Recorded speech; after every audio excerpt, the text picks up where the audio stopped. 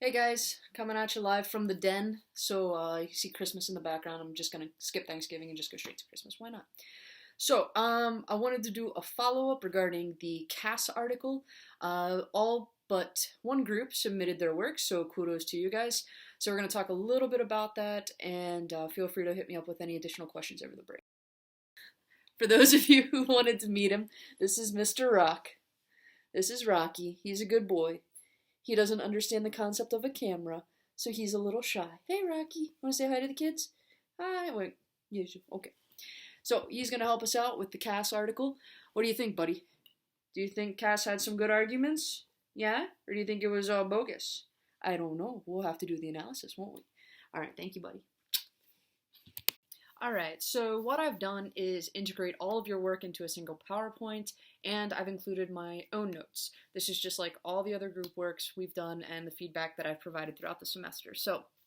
Please take a look at the PowerPoint at your earliest convenience, and this will help you formulate your arguments for the debate. So, please look at your specific arguments that you as a group worked on. I've provided specific comments and specific feedback for each of the groups. You can find this in the comments section of the slide. Also, compare your arguments to those that I've provided directly within the notes. You'll see that in many cases you could have gone into quite a bit more detail or clarified premises. So most of you guys did really, really well identifying the conclusion and identifying underlying moral principles, but we still want to make sure that we're providing as much evidence as possible to ensure we're making a strong case. So, I'm not going to go through each group's individual work. That would be quite a long video, and I'm not sure you guys would want to watch all of that, so I will let you read through that on your own, but I do want to spend just a few moments talking about what Kass was trying to do in the entirety of the article.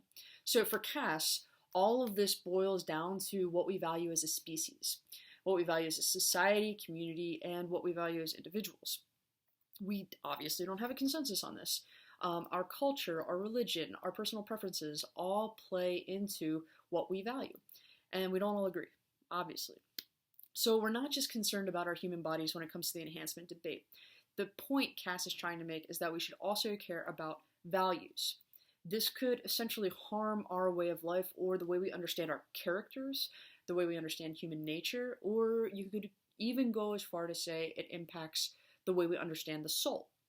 So it can be put very simply. Think of it this way. How can we protect the American dream if we're all enhanced and those enhancements eliminate the value of that dream? Okay? So again, this is a little bit deep, but it's a very, very important point. If you change human nature, if you change human characteristics, you directly impact what it is that we value and how can we make good decisions if we, first of all, don't have consensus on what we value and we make a mistake and change something that we do value. So consider the previous articles that we've analyzed. Much of it was about safety and efficacy. We saw that in the Savalescu article. Kass dramatically changes that conversation and asks us some very important questions. So when we think about bringing Savalescu's arguments and Kass's arguments together into the same conversation, it's very important to consider the perspective that both of them are coming from. So that's why we have to have a debate. So this is where you demonstrate your learning. I'm looking for you guys to start to pull some things together. So I'm looking for you to be able to compare practical and moral arguments, which we've been doing all semester. We've looked at a ton of arguments and we looked at them together, and you've been receiving feedback on them in class the whole semester. So what I'm looking for you to do is to connect your arguments that you've been doing in class to opposing arguments, or an argument from a different perspective, and compare those two arguments. Consider which argument is stronger. Is there more information that we need in order to make a better determination? So do we need more evidence? Are our premises strong enough? Is there a glaring piece of information that's missing that we would need in order to make a strong argument? And if we continue to disagree, or one position isn't necessarily stronger than the other, how do we work through those disagreements, right? Now, we talked about this, I want to say, in about the 5th or 6th week of the semester. We had a conversation about moral consensus and moral closure. And if you recall, moral closure is simply the idea that we've reached some sort of compromise or we've been able to gain some sort of consensus. Now, obviously, moral compromises aren't ideal because it means that typically both parties aren't satisfied with the outcome of the debate. Consensus is essentially when most parties do agree with the outcome, but you always risk marginalizing some populations. So, what we're trying to do here is we're trying to look at different sets of arguments in comparison with one another, look at the strengths of each set of arguments, the weaknesses of each set of arguments, and try to arrive at a conclusion that puts us in the strongest position possible. And from there, we can either go the direction of compromise or consensus, which is what we will be doing in the debate.